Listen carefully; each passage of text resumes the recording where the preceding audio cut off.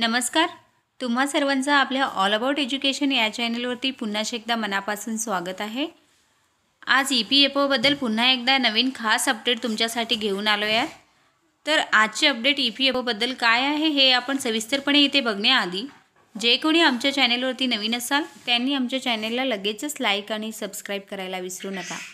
चला तर मग वेळ वाया न घालवता आजची EPFOबद्दल असलेली अपडेट सविस्तरपणे आपण इथे बघूयात. EPFO update. PF कर्मचाऱ्यांसाठी सरकारकडून अनेक रोमांचक योजना राबवल्या जात आहेत, ज्यांचे फायदेही मिळत आहेत. PFचे पैसे जमा करणाऱ्या EPFO या संस्थेने अशी योजना चालवली आहे जी सर्वांना श्रीमंत बनवत आहे.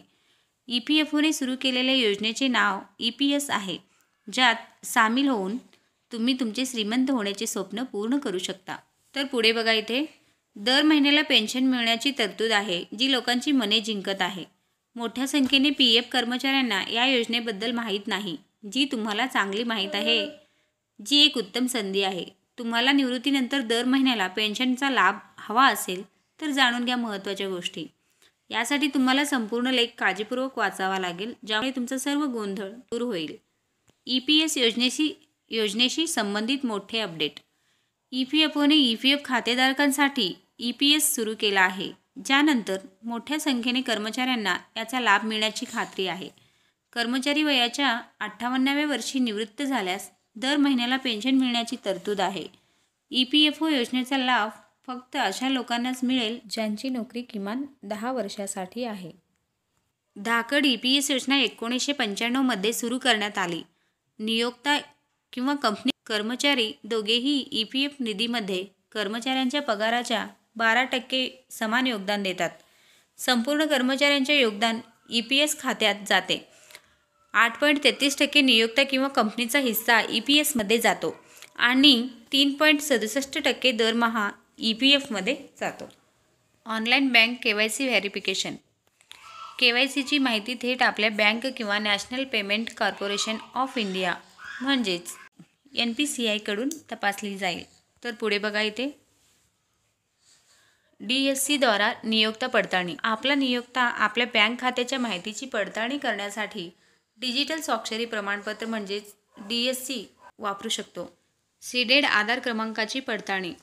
UIDAI आपल्या बँकेच्या आधार क्रमांकाची पडताळणी करेल. यामुळे बँक पासबुक किंवा चेक लीफच्या फोटोशिवाय ऑनलाईन क्लेम व्हेरिफिकेशन सादर केलं जाणार असल्यानं ऑनलाईन क्लेम्स सेटलमेंटच्या प्रक्रियेला गती मिळेल आणि फेटाळलेल्या दाव्यांची संख्या कमी होईल. तर पुढे बघा, पात्रतेचे नियमही निश्चित केले. Bank data validation. जर तुमची बँकेची माहिती KYC किंवा इतर कोणत्याही पद्धतीद्वारे पडताळणी केली गेली असेल तर तुम्हाला कोणतेही कागदपत्र सादर करण्याची आवश्यकता नाही. पुढे आहे क्लेम अमाऊंट. ही सूट ठराविक मर्यादेपेक्षा कमी असलेल्या दाव्यांना लागू होऊ शकतो. पुढे बघा, ऑनलाईन क्लेम कसा कराल. तर पहिला स्टेप आहे, आपल्या UANचा वापर करून मेंबर इंटरफेसमध्ये लॉग इन करा. UANसाठी लिस्ट KYC आणि इलिजिबिलिटी योग्य आणि पूर्ण आहे का हे तपासा. नेक्स्ट आहे योग्य क्लेम निवडा. ऑनलाईन क्लेम दाखल करण्यासाठी UIDAI सोबत रजिस्टर मोबाईल नंबरवर मिळालेल्या OTP वरून व्हेरिफिकेशन करा. तर ही झाली आजची सर्वात महत्त्वाची EPFOबद्दल अपडेट. आमच्या अध्यापनाचे व्हिडिओ जर तुम्हाला आवडत असतील व अशाच प्रकारचे जर नवनवीन व्हिडिओ तुम्हाला बघायचे असतील तर आमच्या चॅनेलला लगेचच लाईक आणि सबस्क्राईब करायला विसरू नका. चला तर मग भेटूया पुढच्या अशाच नवीन व्हिडिओमध्ये. तोपर्यंत धन्यवाद.